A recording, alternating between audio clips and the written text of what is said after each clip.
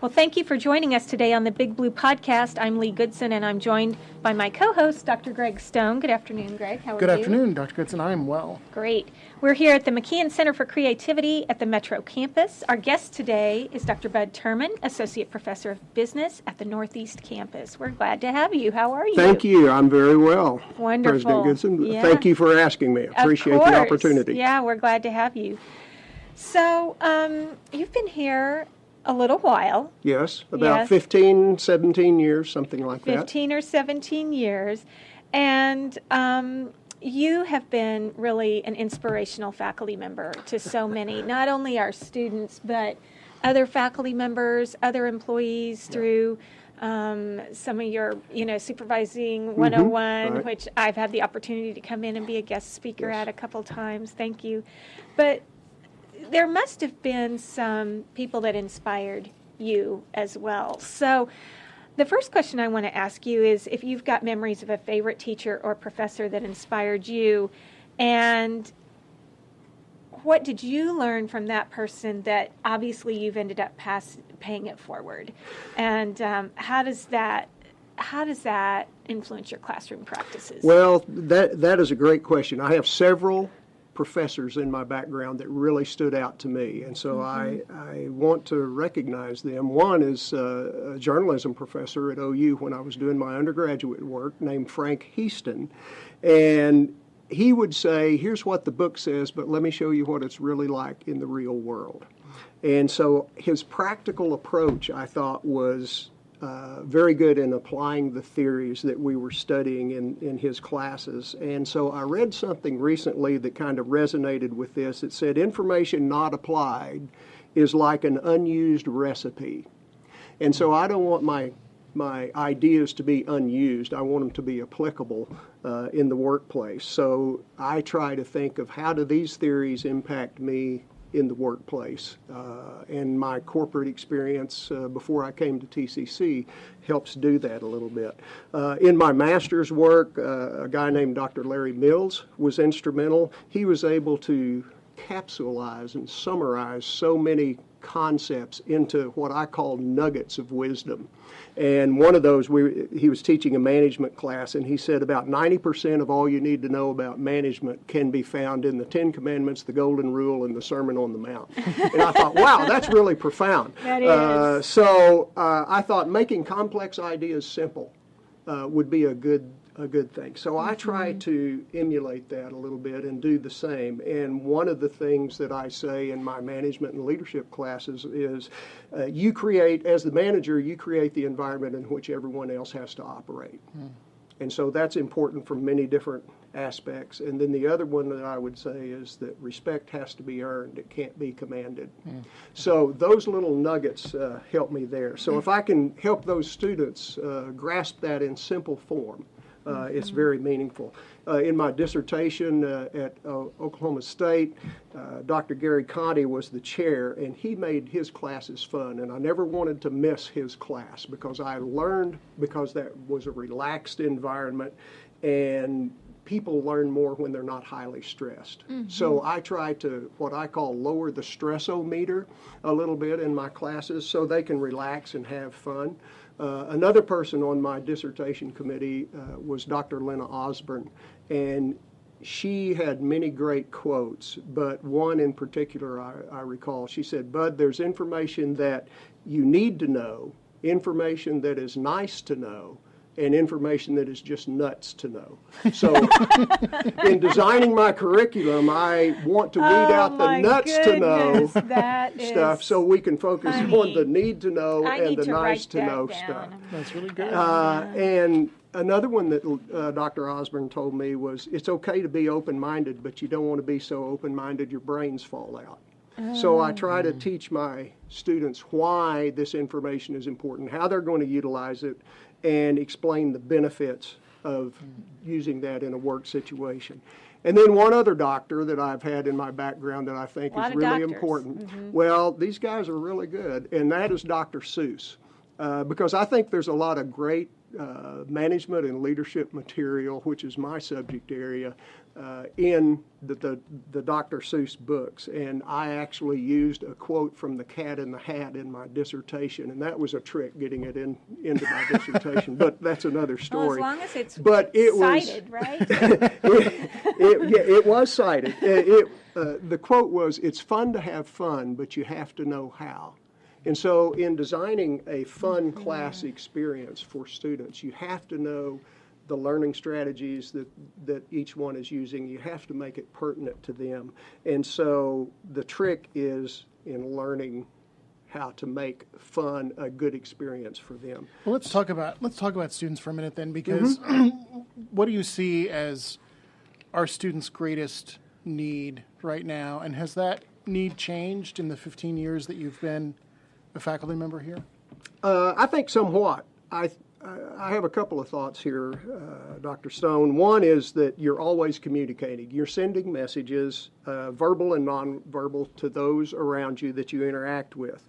But there's more depth to understand before you can apply a concept or a theory. And we tend to just look at the surface. I think a lot of students nowadays are relying on Wikipedia and Google to get answers to questions because it's quick and it's easy, but there's more beneath the surface that we need to understand. So the other thing I would note is that students today, I have a lot of middle-aged learners coming back to complete a college degree that they've never had a chance earlier to do. And they have more life experiences, and they don't always realize that those life experiences are valuable, and we can connect those with the concepts and theories that we're studying. And in doing that, it provides a good foundation for them to understand and apply those experiences that they've had. I may be a little bit different from other faculty. I have almost 30 years in the corporate world as a supervisor and in different roles, but that experience has helped me guide students in understanding some of the concepts and theories that we study. And I have the easiest job in the world because I just get up and tell stories. But there's really a little bit more to it than that. I think all of those experiences, either good ones or bad ones, can be used in the classroom. So I don't know if I answered your question or not, Greg, but No, I had absolutely. fun. I had fun talking about it. So. No, absolutely. That was spot on.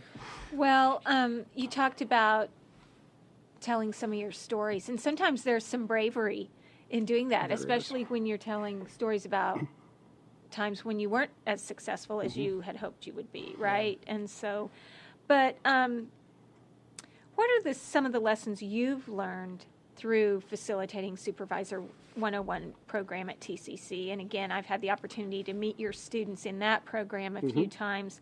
You've certainly paid it forward to a lot of our employees, but what have you learned about yourself in that process? Well, first I want to say we have some great people here at TCC. We do. We have excellent staff, excellent managers, and the people at TCC have a heart for education, and that's what it's about. So I'm very blessed to be a part of that situation, and I know that I owe a lot to the people who work behind the scenes, because I come in and do a class, but I can't get to the class if the sidewalk isn't clear, if the lights don't work, if the students haven't been enrolled, and things like that. So I've learned basically that I can depend on our team that we have in place.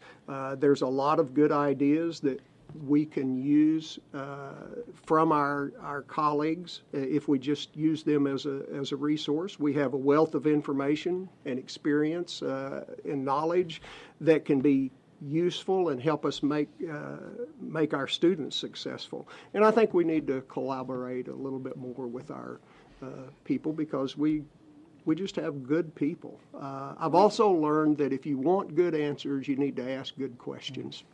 And in teaching this class over the years, I've learned that I shouldn't assume that there's one process that is the best or the right way to do something. There may be multiple ways to achieve our objectives. And so we often find increased efficiency and effectiveness if we ask the people that are doing the job for their input. That's right. So I think that's the lesson that I've brought back from that. Those are all good points. Yeah.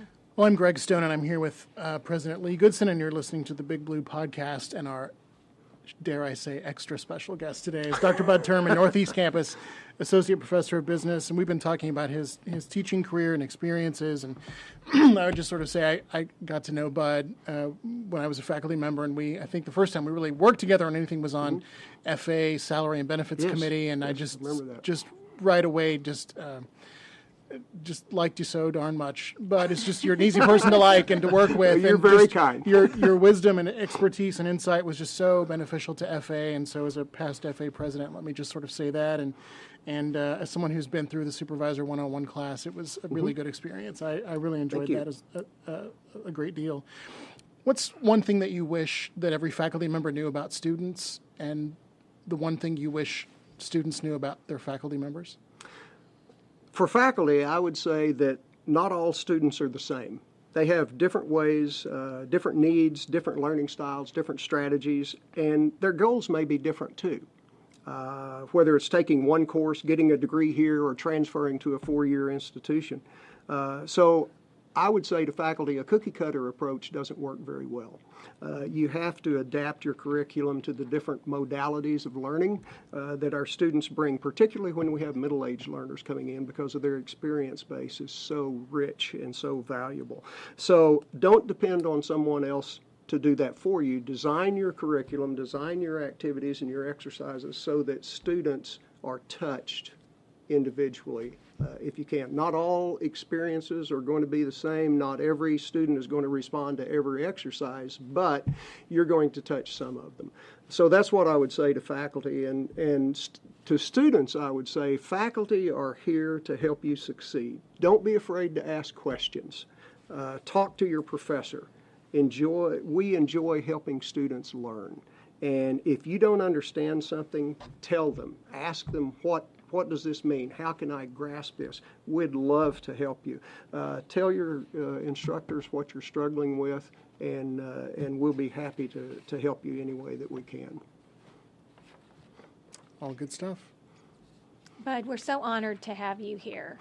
And you've been here a long time and influenced a great number of students and employees. You've recently announced your retirement for this summer, which begrudgingly, we accept that submission. But tell us what you're going to miss most about Tulsa Community College, and then at the same time, what are you most looking forward to? Well, I will miss the people. We have great folks at the college, and there's no question. We just have great people here, and I'll miss the interaction with colleagues, with faculty, with staff, and with the students. But I'm hopeful that I can continue to teach as an adjunct because I want to still be involved and still be a contributor. And so I'm looking forward to maybe being able to do that. Teaching for me is a calling, Dr. Goodson, and it's a passion and a mission in my life. So retiring will be different, but retiring will enable me to seek some new adventures and to learn some new things that I haven't had time for while I've been teaching full-time. The flexibility, I think, will be nice. We plan to do some traveling, and I look forward to exploring some new areas around the world. My mission is, again, to make a positive difference in as many people as I possibly can. So I'll try to figure out how to continue doing that. I'm grateful for the opportunity to have been a part of Tulsa Community College. It has been a great experience for me. It's been very rewarding, and I hope for my students and colleagues as well. Who knows, maybe I'll write a book, something like Management Techniques in the Caribbean or South Pacific. Of course, that'll require some extensive research, and I think I can handle that. I think you're up to Well, that. we could have a book signing right here at the Center for Creativity. Oh, that would be great. I just need Ship to in put some it palm together. trees just Yeah. to Yes. set the mood. Well, in just the minute or so we have left, but Okay. we want to ask you the question we ask all of our guests, which is, if you could go back in time and give your 18-year-old self a piece of advice, what would that be?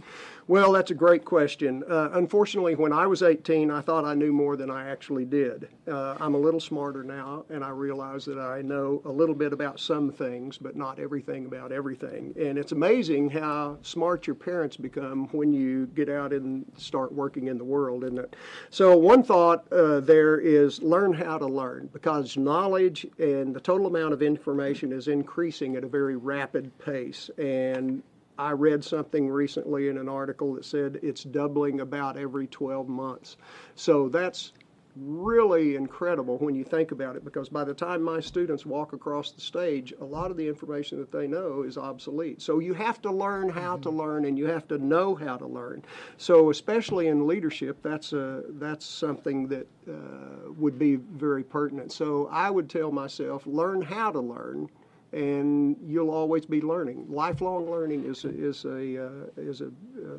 necessity now.